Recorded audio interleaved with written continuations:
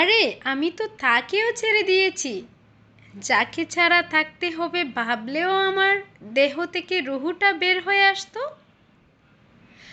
জীবনে যখন কেউ ছিল না, তখন ভাবছিলাম জীবনে এমন কেউ আসুক আমার জীবনটাকে অন্যরকম সাজিয়ে রঙিন করে দিক। সে কিন্তু আমার জীবনে এসেছিল, আমার জীবন রঙিনও করেছিল। কিন্তু বিচ্ছেদের যন্ত্রণা যে এতটা ভয়ঙ্কর হবে যদি আমি জানতাম, তাহলে জীবনে কোনোদিন কাউকে চাইতাম না।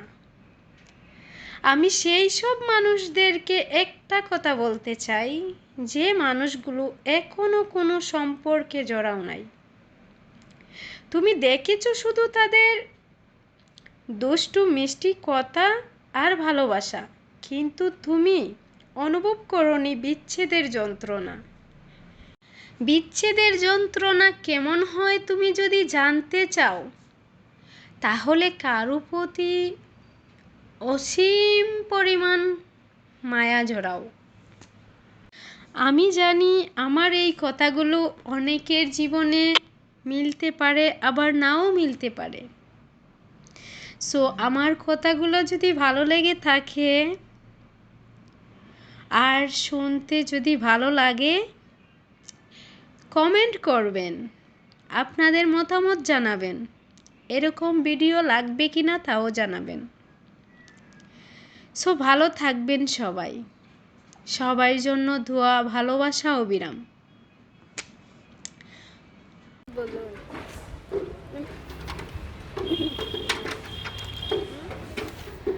ঠিকই তো আছে। Wow! সেই লাগছে তোমাকে। সত্যি হুম বেশি সুন্দর লাগতেছে। হুম আসো ইয়েস। কেন যাইতাম আমি? জানি না। ভিডিওটা অনেক সুন্দর হইতেছে না? হুম বিকালবেলার ওয়েদার অনেক ভালো লাগে না? হুম কাকার ভালো লাগে না পৌঁছায়? সবার ভালো লাগে। আমার ভালো লাগেনি। ইয়েস ভালো লাগে দিকে আইসি রিসাদ দো। ইয়েস। পরে পরে কি? আসছি। বাস আর একটু দূর যাও।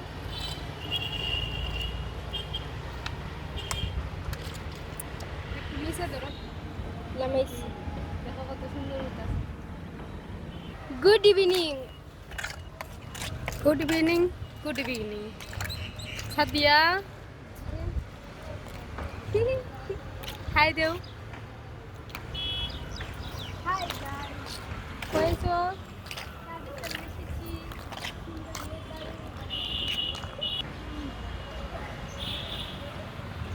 এখন হুম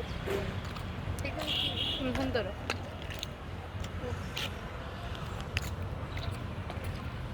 তুমিও সামনে আসো।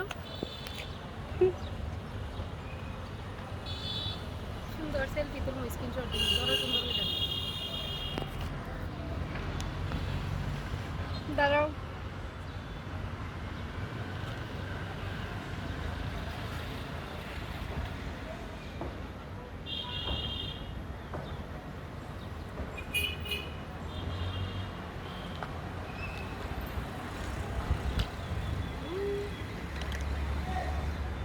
এটা আমার একা তুলো, সেলফি তুলো, ওই দেখাচ্ছে। বিকালবেলা সুন্দর আবহাওয়া কেটে চলে এসেছো ছাদে।